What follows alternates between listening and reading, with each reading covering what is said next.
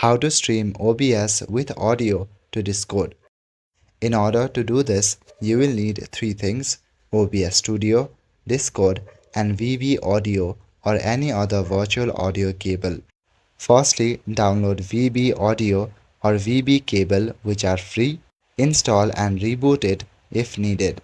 Now you will need to set up audio output to virtual cable on OBS.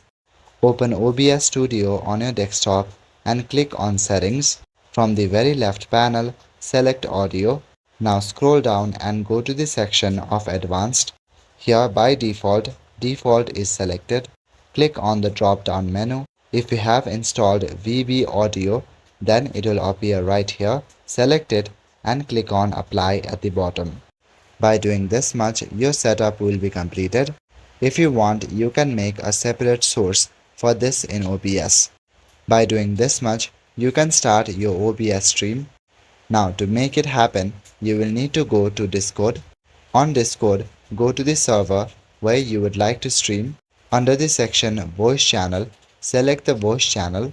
I only have one, so I'm just gonna click on it. And now it will get connected. Make sure to give microphone permission before. That's all for today. Thank you.